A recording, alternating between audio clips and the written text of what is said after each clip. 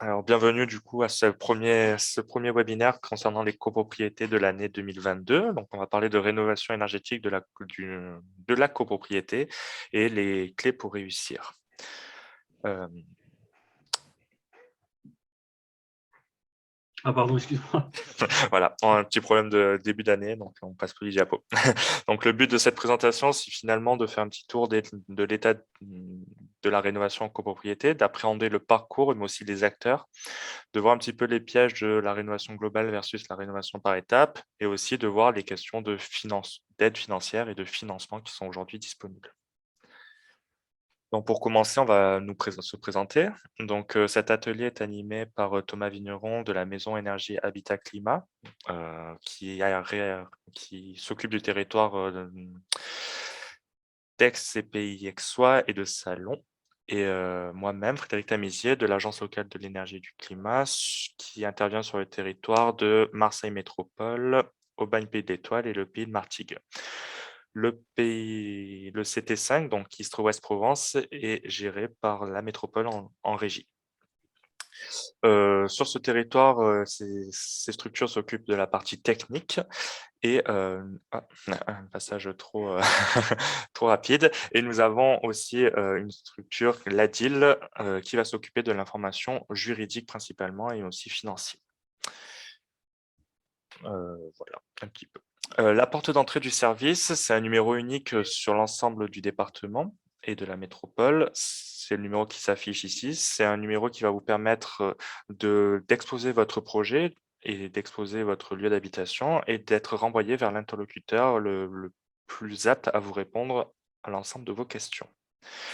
Euh, il est en fonctionnement d'aujourd'hui depuis plus d'un an et il marche plutôt relativement bien. Donc, pour entrer un petit peu dans le sujet de la rénovation, je vais laisser la parole à mon collègue Thomas Vigneron. Donc bonsoir à tous, j'espère que vous m'entendez bien. Donc je vais d'abord en introduction, je vais rapidement, alors je suis désolé, je gère en même temps l'admission des retardataires. Donc je vais vous présenter rapidement les raisons principales qui peuvent pousser les copropriétaires à vouloir rénover donc leurs biens. Donc la première des raisons, c'est effectivement réduire les factures d'énergie, surtout dans le contexte actuel, on l'a tous constaté. L'augmentation des prix de l'énergie et donc c'est pas fini.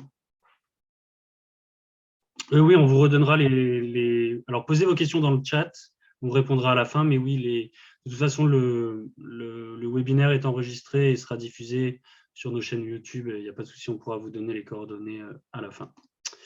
Donc, première des raisons, réduire les factures énergétiques. Deuxième des raisons, ça peut être d'entretenir son bien, voire de valoriser son patrimoine. Donc, c'est notamment une enquête qui a été faite par les notaires, peut-être que vous en avez entendu parler, qui s'appelle la valeur verte des logements, qui montre que un bien énergétiquement performant, donc A ou B par exemple, par rapport à un bien énergétiquement dans la moyenne, donc D, voit sa valeur augmenter lors de sa vente.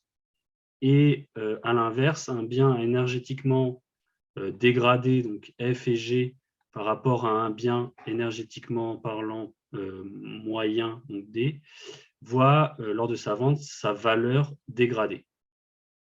Et les biens étant comparables sur le plan surface, emplacement, etc.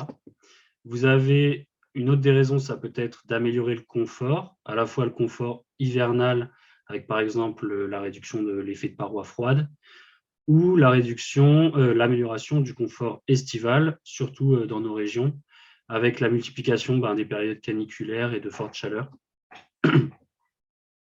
Vous avez également comme bonne raison d'anticiper les futures réglementations, donc notamment, par exemple, vous avez probablement entendu parler, mais le décret chaudière fuel qui va intervenir en juillet 2022, qui va interdire l'installation de nouvelles chaudières fuel.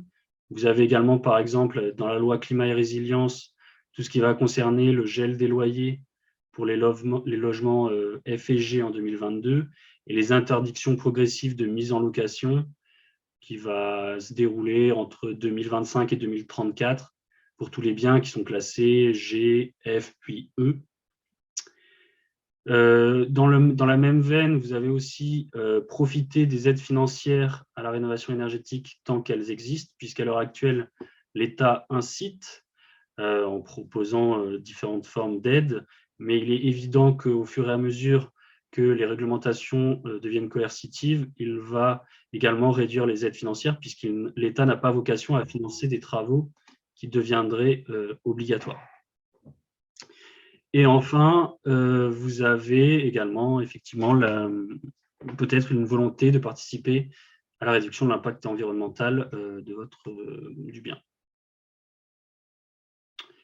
Je vais maintenant donc vous présenter le parcours, on va dire, classique d'une copropriété dans un projet de rénovation énergétique. Alors, évidemment, chaque projet est différent, chaque copropriété est différente. Ces étapes, elles peuvent être plus ou moins mutualisées, plus ou moins raccourcies, mais on va dire qu'en règle générale, c'est comme ça que se construit un projet en copropriété. Donc, il faut bien savoir qu'entre le début, l'étape 1, au début de l'étape 1 et la fin de l'étape 3, donc la réception des travaux, à partir du moment où vous avez un projet qui est quand même ambitieux énergétiquement parlant, il faut compter entre 3 et 5 ans, puisque notamment, la copropriété fait que notamment toutes les prises de décision sont pondérées par des assemblées générales. Et donc, il y a effectivement déjà tout ce qui est respect des délais légaux qui rallonge considérablement le processus. Et il faut compter en règle générale 3 voire 4 AG du début à la fin, en fait. Voilà, avec le vote du scénario de travaux, le vote des prestataires, le vote des devis, etc. Il faut entre 3 et 4 AG. Alors, la première étape, c'est l'étape de préparation. Grosso modo, donc cette étape, alors à nous, service public, elle sert à comprendre où en est la copropriété dans son projet, quels documents elle possède, est-ce qu'elle a déjà une étude énergétique ou pas, quel poste de travaux elle envisage, est-ce que les copropriétaires sont réceptifs ou pas. Et du côté de la copropriété, donc notamment du conseil syndical et du syndic, puisque c'est quand même eux qu'on rencontre en général en premier, c'est comprendre, on va dire, la rénovation énergétique en copropriété, donc les délais, les intervenants, les aides financières, la législation. Donc typiquement, ce webinaire fait partie déjà de l'étape préparation, puisqu'on donne un certain nombre d'éléments qui ne sont pas personnalisés à votre projet, mais qui donnent quand même des pistes et des réponses. Vous avez ensuite la phase 2 qui est la phase étude. Donc, c'est une phase très importante puisque c'est cette phase qui va permettre de définir le scénario de travaux vers lequel va s'orienter la copropriété. Donc, ça va permettre en fait de faire un état des lieux, notamment énergétique, puisque c'est ce qui nous intéresse, de la copropriété, donc à la fois au niveau des installations, des systèmes, mais également de la performance du bâti.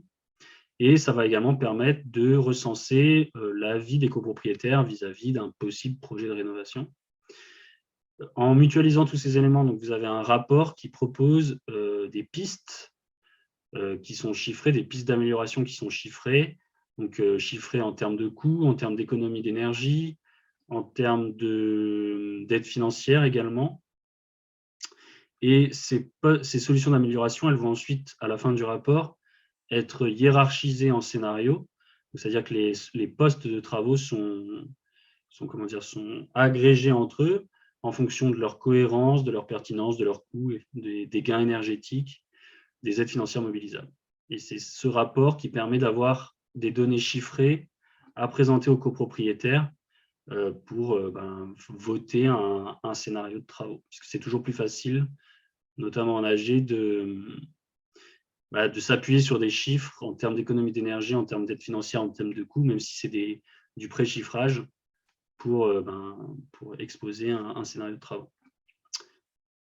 Lors de cette phase, donc comment nous, on vous assiste, on vous aide dans tout ce qui est la compréhension des différentes études qui existent. Donc ça, on les expliquera après. On vous aide dans la consultation des bureaux d'études, on vous aide à analyser leurs offres, leurs devis, et on vous aide dans tout ce qui est mobilisation des copropriétaires, c'est-à-dire réunion d'information, collective et ou assemblée générale, participation à l'assemblée générale.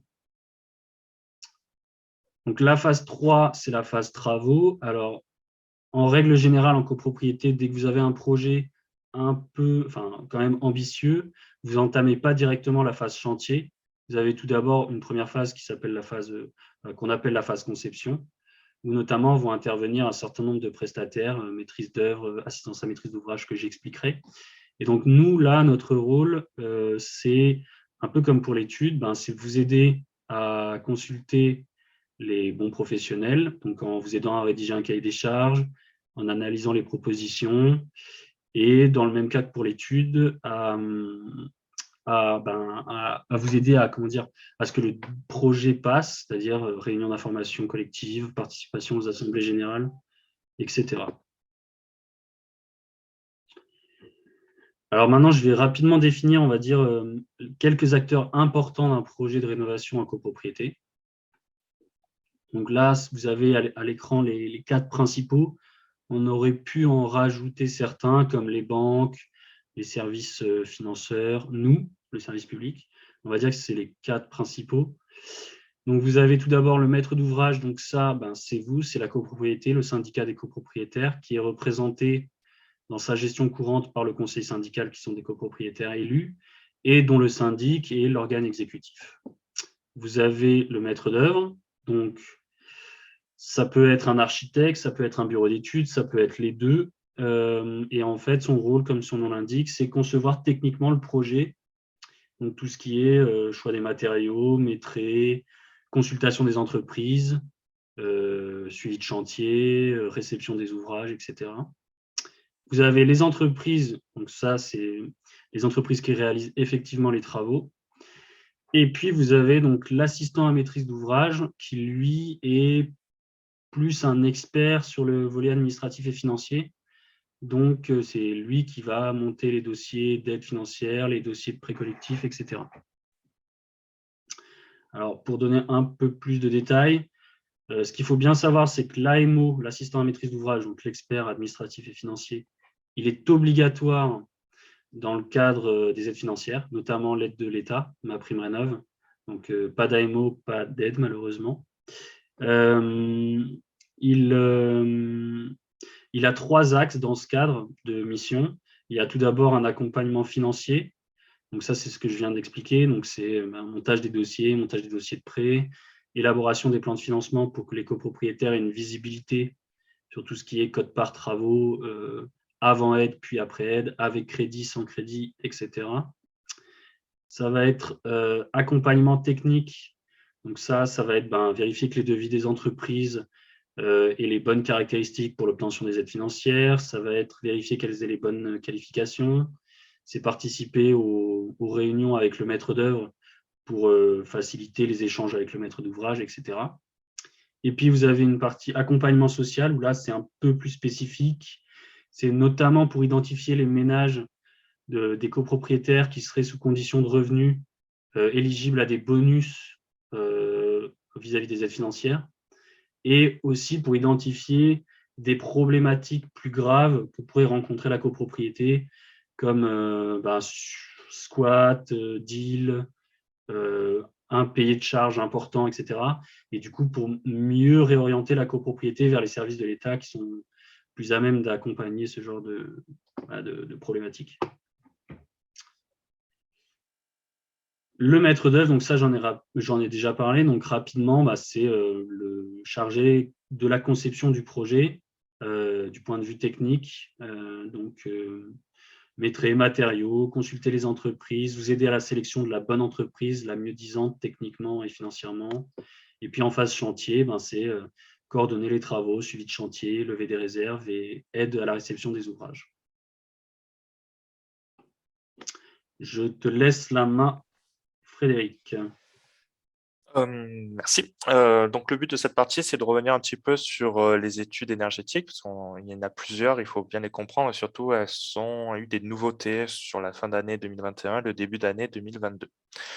Donc pour revenir, on va parler du diagnostic de performance énergétique, plus connu sous le nom de DPE finalement, et collectif. Donc c'est un document qui va estimer la performance énergétique d'un bâtiment selon une méthode de calcul, le 3CL. C'est un moteur de calcul parmi d'autres. Il a été mis à jour en 2021 et c'est par exemple le logiciel qui est utilisé lors de la vente ou de la location de vos biens. C'est l'étiquette énergétique que l'on voit classiquement.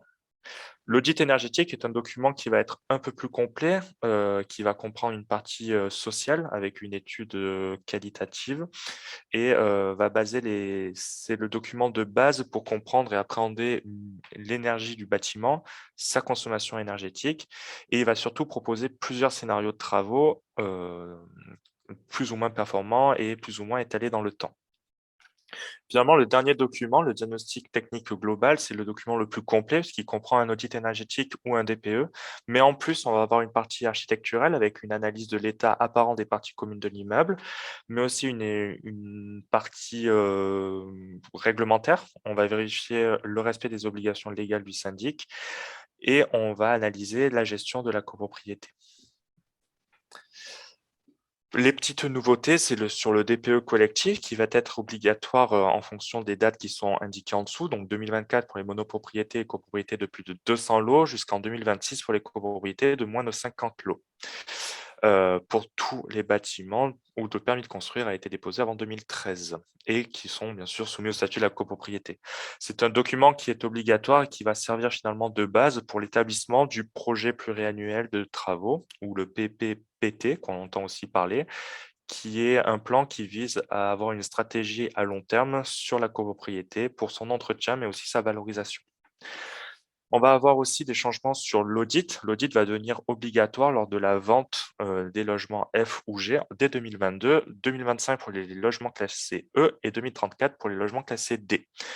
Dans l'idée, vous faites réaliser un DPE, vous rendez compte que votre logement est mal classé, il faudra rajouter une étude qui est un audit énergétique qui sera remis aussi à l'acheteur. Voilà un petit peu pour les nouveautés sur les études et je vais rendre la parole à Thomas Vigneron pour la rénovation globale versus la rénovation par étapes. Alors, avant de définir ce que c'est qu'une rénovation globale et une rénovation par étapes, je vais d'abord définir ce qu'est une rénovation performante. Donc, une rénovation performante, c'est une rénovation qui va toucher les 6 postes qui sont présentés à l'écran. Donc, en premier lieu, évidemment, l'amélioration de l'enveloppe, donc isolation de la toiture, des combles, isolation des murs, que ce soit par l'intérieur ou par l'extérieur, l'isolation du sol, donc le sol s'entendant un plancher qui sépare un local chauffé d'un local non chauffé.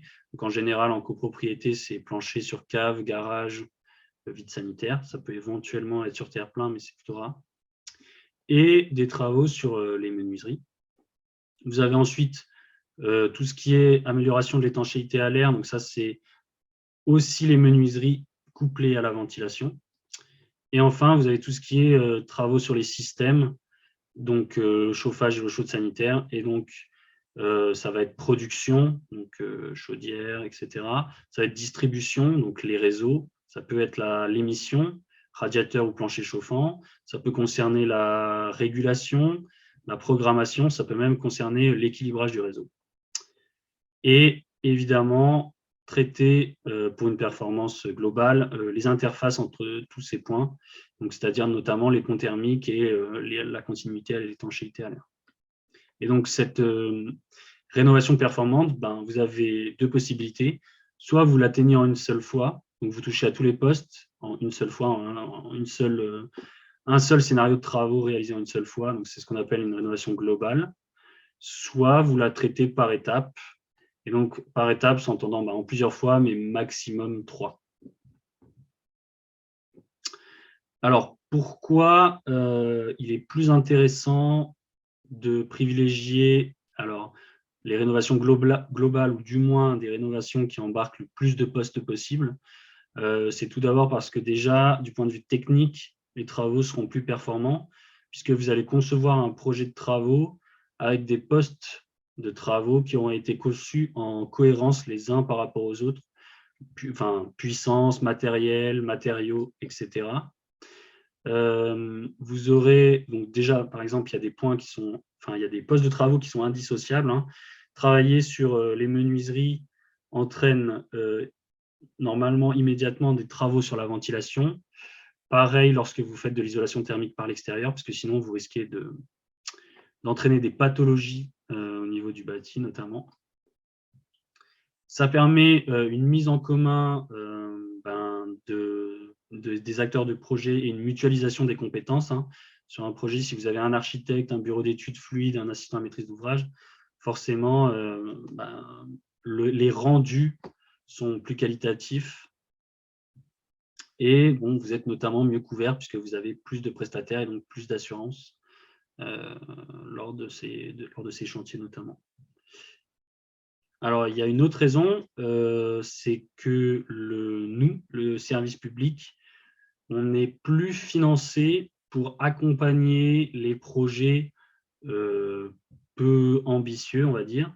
C'est-à-dire que si vous nous contactez pour de l'isolation des combles perdus simplement, alors on vous répondra bien sûr, hein, on vous donnera un conseil, on vous donnera, je ne sais pas, des listes d'entreprises, on commentera le devis pour voir s'il est qualitatif ou pas, mais vous n'aurez bien évidemment pas le même niveau d'accompagnement qu'une copropriété qui vient nous voir pour l'aider à solliciter un architecte pour l'isolation thermique par l'extérieur et de sa toiture, évidemment. Donc, en règle générale, on va accompagner des projets soit qui englobent plusieurs postes de travaux, soit des projets où le poste de travaux, par exemple une isolation thermique par l'extérieur, est un poste qui nécessite quand même une maîtrise d'œuvre.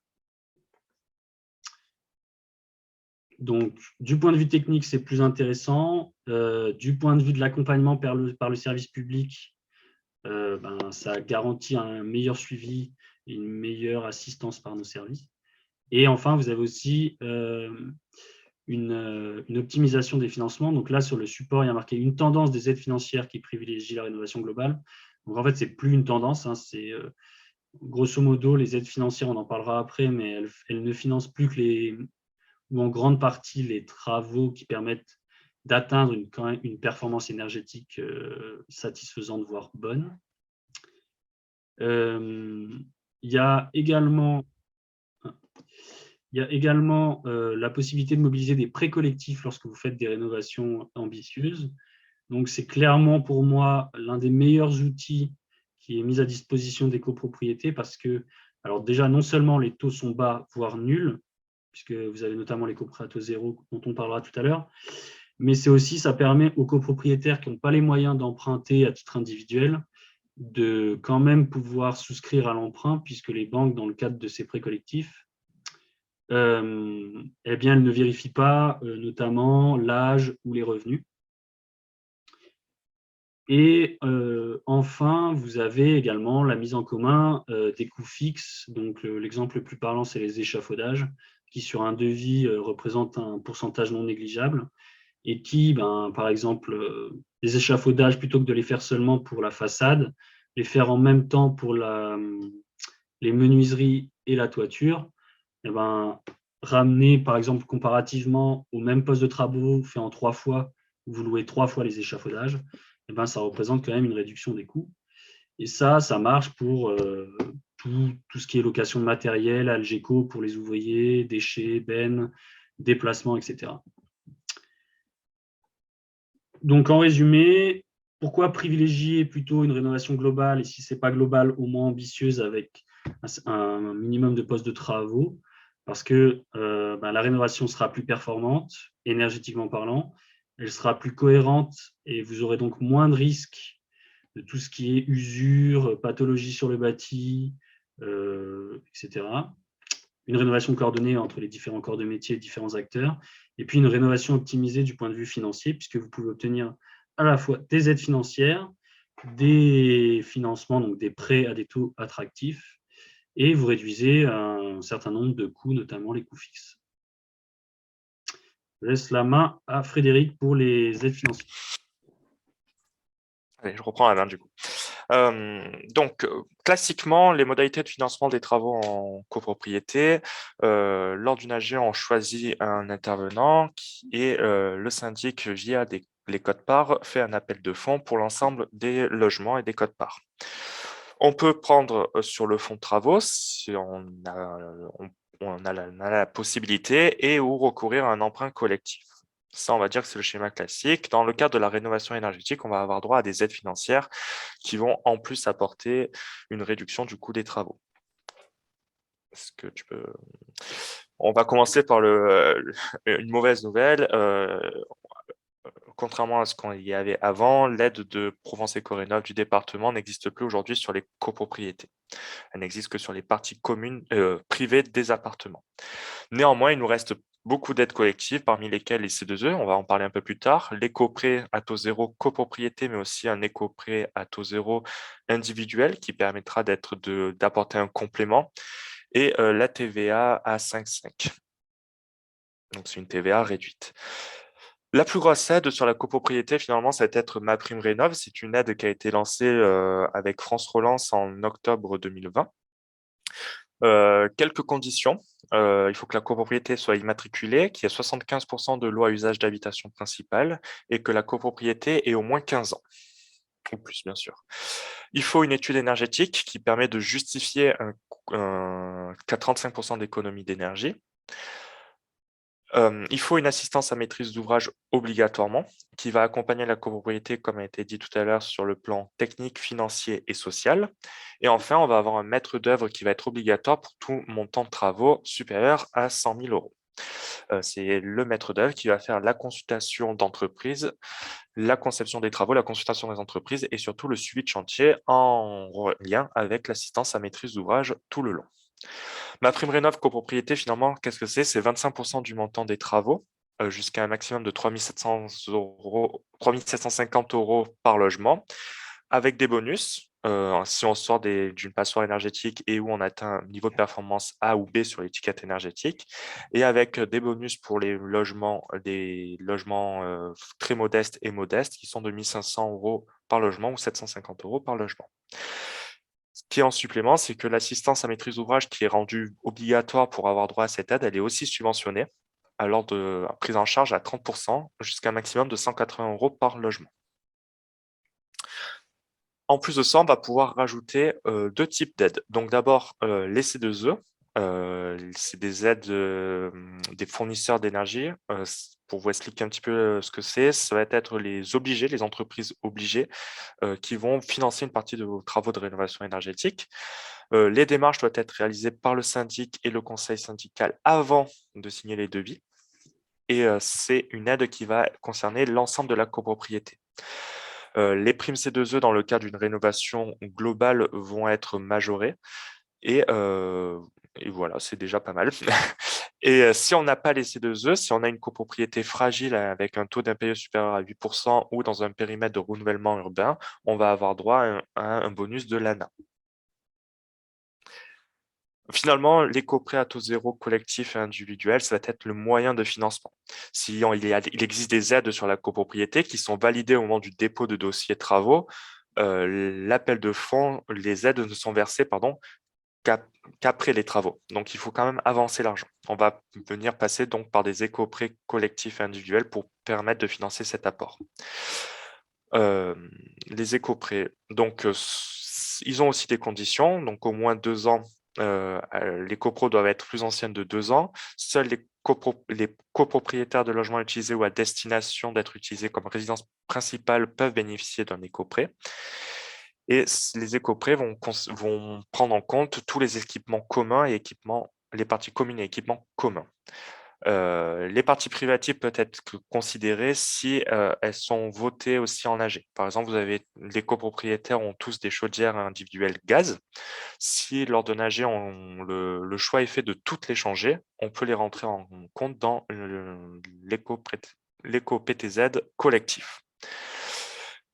La chose intéressante, c'est que l'éco-prêt permet un financement finalement dans la durée, avec des mensualités qui doivent être moins importantes finalement qui vont être moins importantes que la baisse des charges.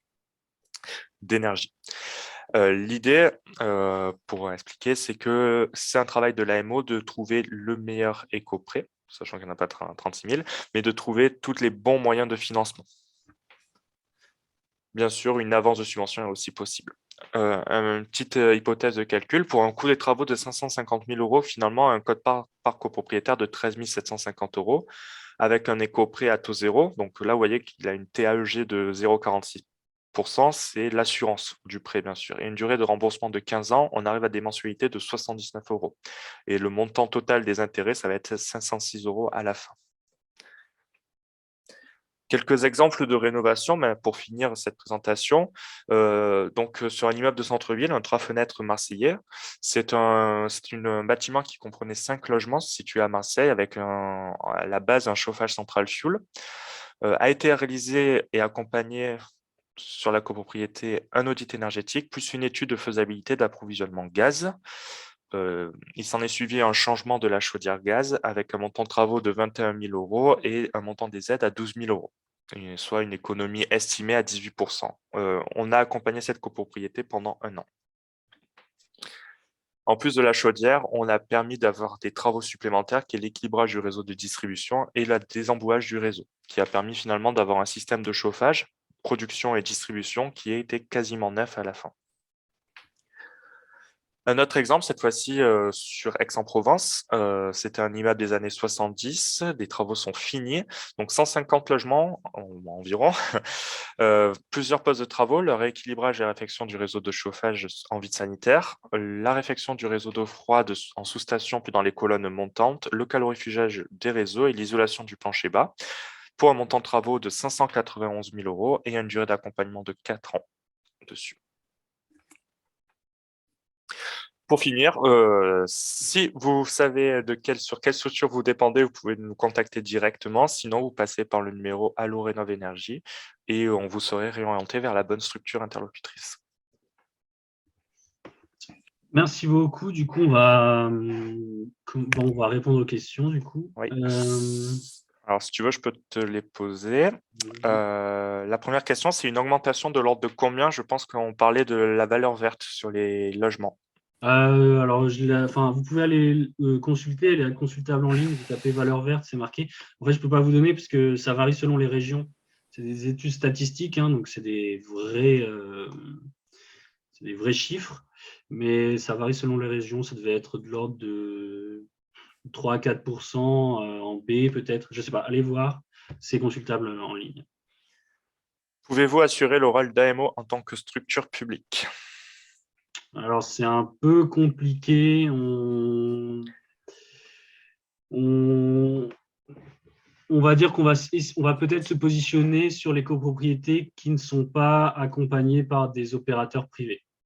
Donc, notamment les toutes petites copropriétés où potentiellement les AMO privés ne vont pas parce que le coût lié à un AMO privé en fait ferait capoter le projet. C'est une offre qu'on est en train d'essayer d'élaborer, de voir si on la met en place ou pas.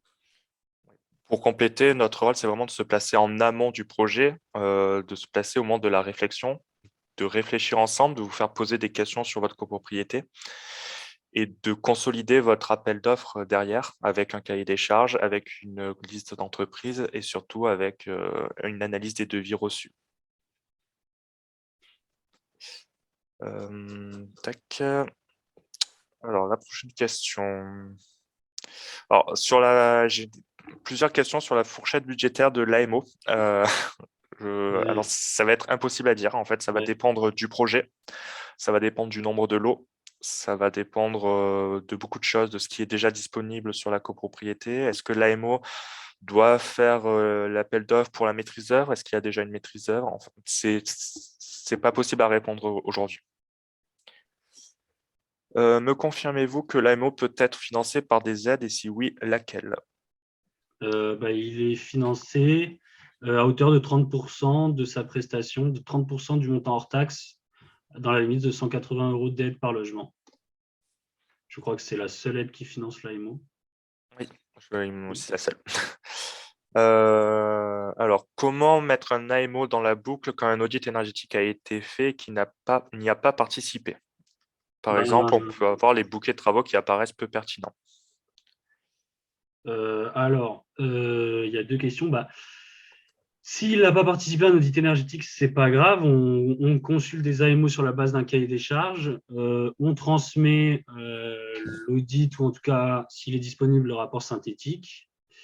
Et après, déjà, peut-être nous, on vous aura indiqué que effectivement, c'est pas que les scénarios proposés ne sont pas réalistes, soit ce sera demandé à l'AMO d'évaluer la nécessité de recourir à une nouvelle évaluation. Donc, soit on lui demande de réaliser lui-même les calculs énergétiques s'il est qualifié pour, soit on lui demande d'intégrer dans sa consultation de maîtrise d'œuvre le fait que le maître d'œuvre devra reprendre les calculs et que ce maître d'œuvre ou son co-traitant ou son sous-traitant devra disposer des qualifications réglementaires. Alors, question. Pour des immeubles de grande hauteur bâtis années 60, classés monuments historiques, centaines de copropriétaires de logements, je présume, quelle solution? Vous êtes typiquement dans le cas des copropriétés où malheureusement il y a des postes de travaux qui ne seront pas faisables à l'heure actuelle en tout cas. Tout ce qui va être isolation thermique par l'extérieur, tout ce qui va être isolation de toiture, dès que vous êtes un peu sous rampant, sur élévation, ça ne va pas passer. Donc effectivement, là, dans ce cas-là, travaux d'ordre privatif, éventuellement. Ok, j'ai perdu la page. Hop. Bonsoir, merci. Alors, la présentation, vous allez recevoir un mail dans les prochains jours avec la présentation, il me semble, et le lien vers notre page YouTube pour avoir accès à la rediffusion. Dans l'exemple à Marseille, y avait-il des aides du département très inclus dans les 12 000 euros? Oui, oui, il y avait des aides.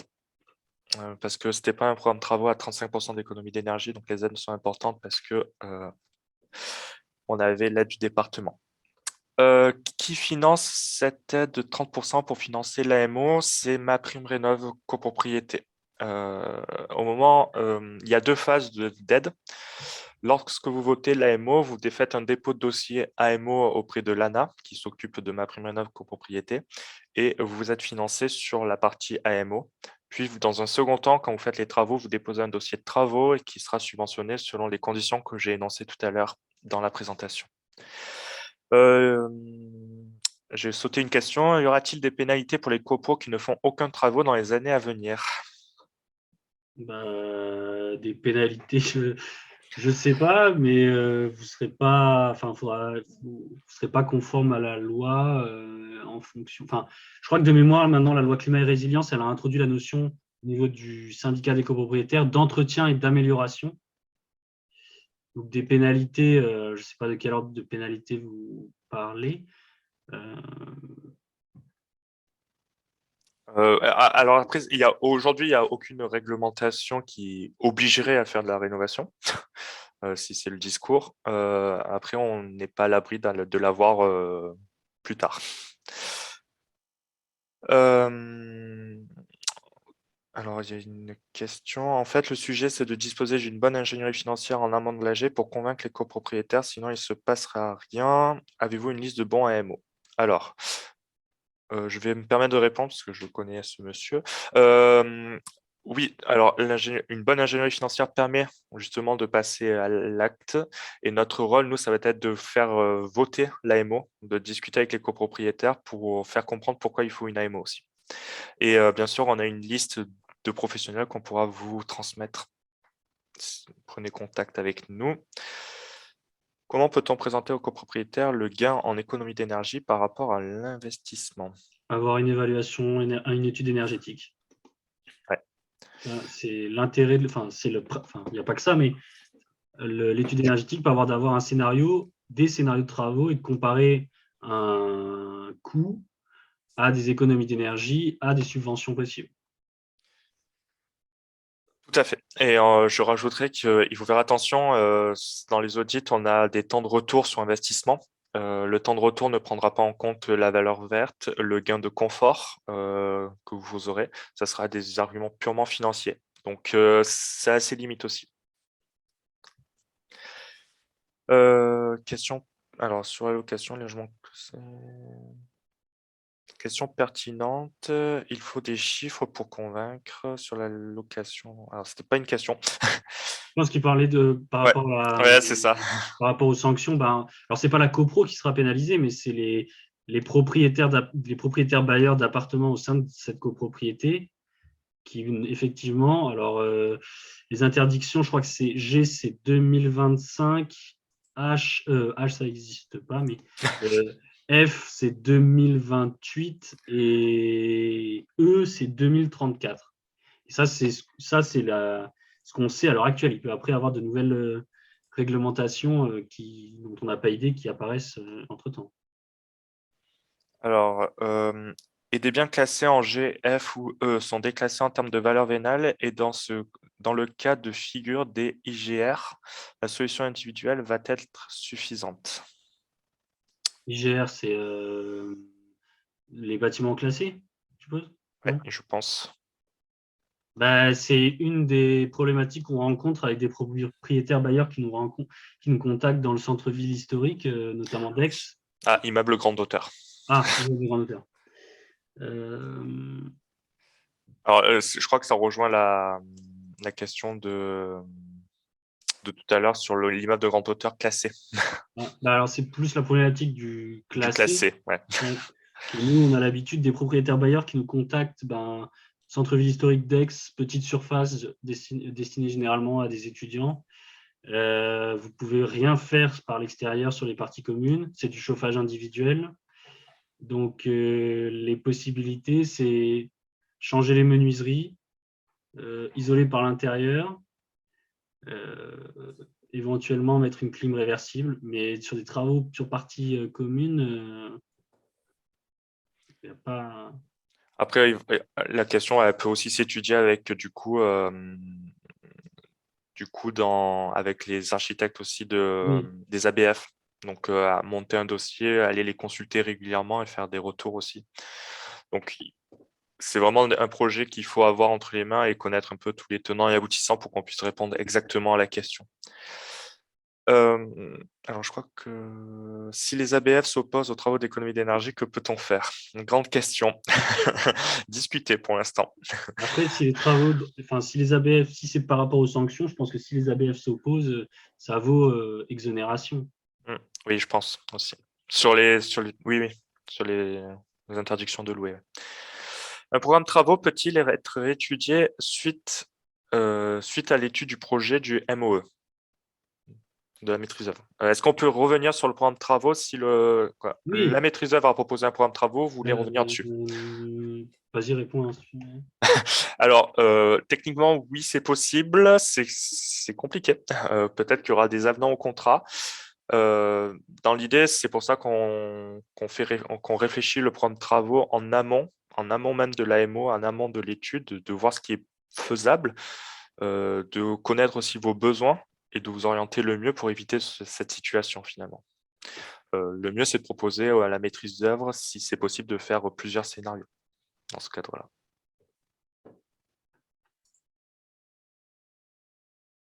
Et il n'y a pas d'autres questions, je crois.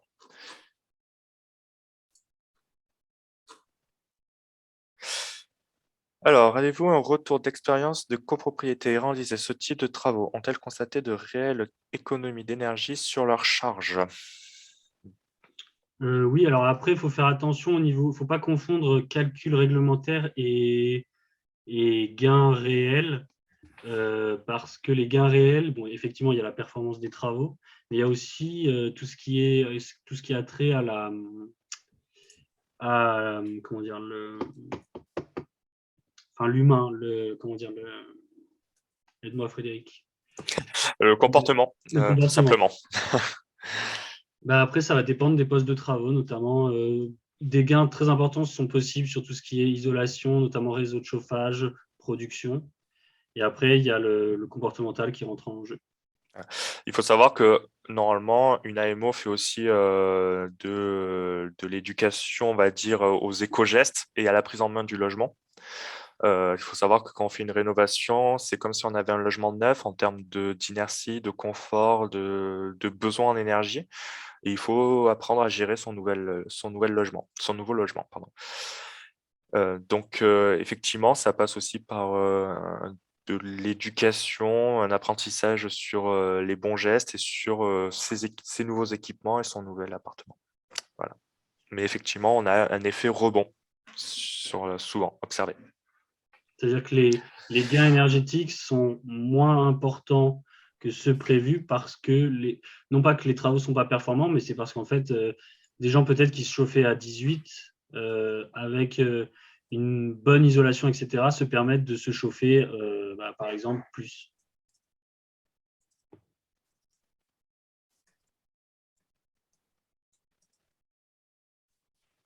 Voilà.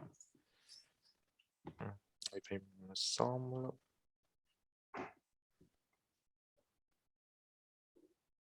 Exactement. Mais c'est aussi une de nos missions lors des réunions de présentation, de préparation, d'expliquer aussi tout ce déroulé et ces éco-gestes finalement.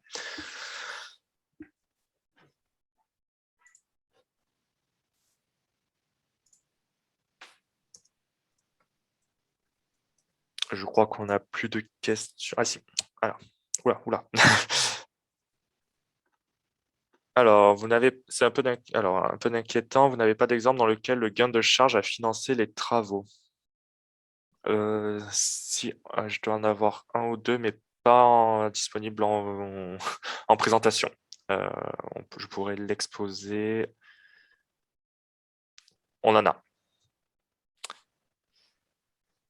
En moyenne, combien coûte une rénovation énergétique par copropriétaire? Tout dépend de votre plan de travaux. C'est pas le même prix si vous changez juste votre chaudière gaz ou si vous faites toute l'isolation, plus changement de la chaudière, plus. Et puis, ça dépend combien vous êtes Ouais, aussi. et puis ça dépend combien vous êtes. Plus vous êtes nombreux, plus les coûts fixes, notamment, sont mutualisés et donc, en théorie, moins c'est cher. Alors qu'une toute petite copro, forcément, c'est plus élevé. Pouvez-vous rappeler ce que c'est la valeur verte? Donc la valeur verte, elle va définir l'augmentation de valeur qui va être engendrée par la performance énergétique et environnementale d'un bien, qui est comparable bien sûr. Donc si on prend deux biens totalement comparables, un qui a fait des travaux, l'autre non, c'est cette différence de prix, c'est ce qu'on appelle la valeur verte. Je crois que j'ai sauté une question. Donc, la porte d'entrée pour avancer dans un projet, c'est d'appeler à l'Orénov Énergie. Donc, je pense que c'est une bonne, c'est même une affirmation. Euh,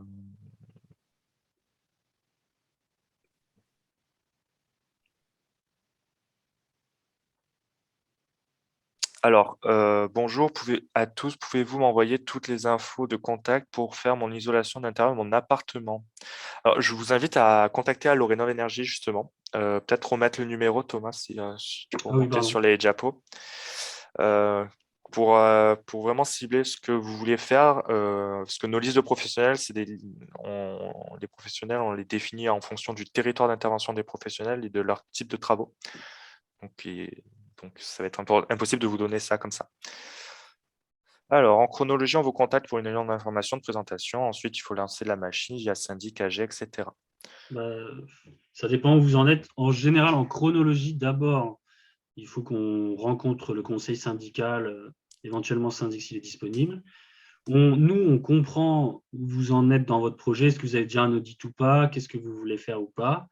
Et en fonction de votre scénario de travaux et des intervenants les intervenants dont vous avez besoin, on consulte.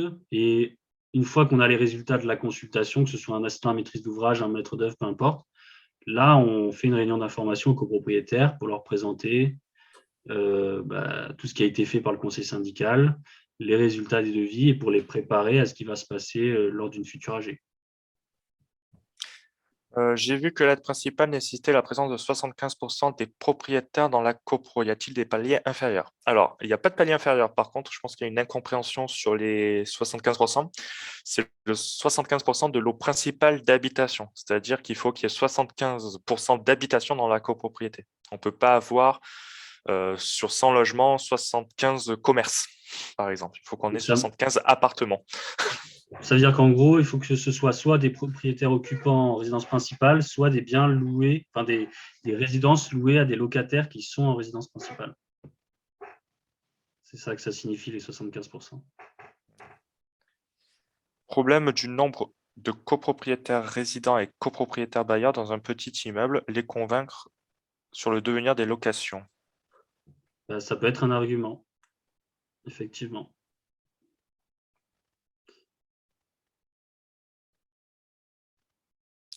Ah bah voilà, il y a monsieur qui donne une information. Pour le détente prévision de gains et charges réelles dans la copro, suite à un changement de chaufferie fuel vers gaz, estimé 30%, réalisé 40%. Voilà, bah, c'est l'effet rebond contraire. C'est les bonnes nouvelles du coup. Mais oui, effectivement, le changement d'une chaufferie fuel vers du gaz est dans tous les cas un excellent poste de travaux.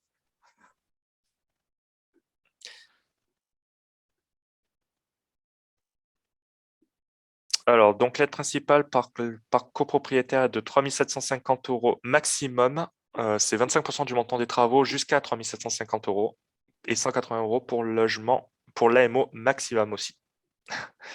Sans les bonus, du coup, quand vous êtes modeste ou très modeste. Exactement. 75% est en nombre ou en millième en Les deux, c'est tantième. possible, je Ouais. crois. Les deux sont possibles, c'est le plus arrangeant.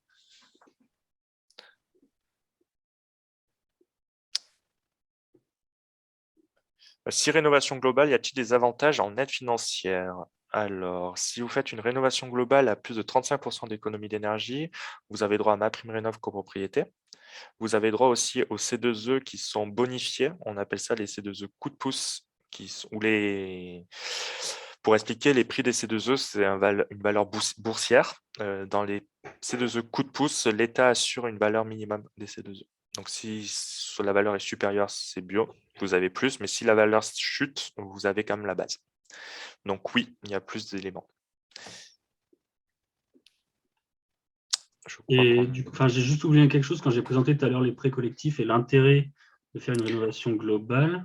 J'ai oublié de préciser que ces prêts sont très intéressants puisque ils nécessitent pas ils sont à taux très bas, voire nul, je pense.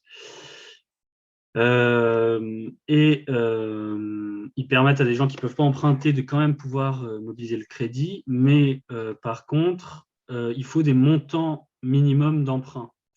En gros, le prêt collectif, il y a un minimum d'emprunt, et ce qui n'est pas toujours possible d'atteindre avec une rénovation, on va dire, peu performante à un seul poste de travaux. Combien pourrait représenter les C2E en pourcentage? Très good. Ça va être impossible à répondre. En fait, ça va dépendre de beaucoup de choses. Bien qu'ils soient en coup de pouce, il y a plusieurs niveaux de coup de pouce. Ça va dépendre si vous utilisez une source d'énergie renouvelable avant et après les travaux. Qu'est-ce que vous avez fait comme travaux? Quelle performance vous avez atteint? Enfin, c'est impossible à dire comme ça. Ouais, les C2E coup de pouce, ils sont. Autant MaPrimeRénov', c'est facile, facile, c'est 25% du montant des travaux, plafonné à 3 750 €. Autant les C2E coup de pouce, la prime, elle va dépendre en principal du gain énergétique que vous faites par rapport à l'existant et aussi des systèmes, notamment de chauffage, que vous avez à l'existant et que vous avez après rénovation. Donc en fait, on ne peut pas vous dire. Oui, bah oui. Car on avait bien argumenté avec l'aide du département qui n'existe plus, effectivement. Effectivement.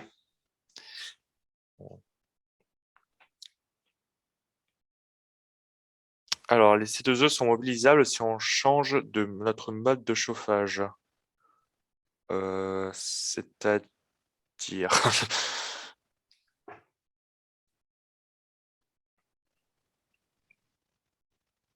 Si on passe du fioul au gaz, oui. Du fioul à une pompe à chaleur, oui. D'une gaz aux pompe à chaleur, oui. RO, collectif, pardon. Si on change du collectif du chauffage collectif au chauffage individuel, je ne sais pas. Je ne sais pas si tu as eu la réponse, Thomas. Non. Si on fait que de l'isolation par l'extérieur, ça ne marche pas. Bah, ça dépend. Enfin, si votre copropriété est très mal classée, c'est possible. Après, moi, isolation seule, ça me paraît compliqué, en règle générale. Dans tous les cas, pour des risques pathologiques et de confort, je vous recommande dans tous les cas d'au moins essayer d'intégrer la La ventilation. ventilation, ouais. Mais enfin, même si vous faites les deux postes, en tout cas, en règle générale, ça me paraît compliqué avec un seul poste de travaux d'atteindre 35%.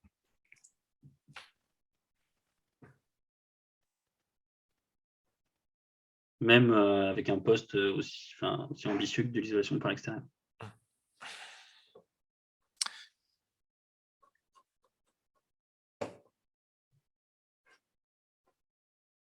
Non, je crois que ça y est, on n'a plus de questions réellement. Donc, comme je vous disais, pour les personnes qui n'étaient pas présentes, le support sera disponible en vidéo. Il y aura notre présentation en vidéo avec nos commentaires, etc., et les réponses aux questions sur notre chaîne YouTube. On vous enverra normalement le lien par mail, je crois, de mémoire. Oui. Voilà. Voilà. Et n'hésitez pas, sur vos projets personnels, de venir directement nous poser des questions pour être un peu plus précis que lors d'un webinaire.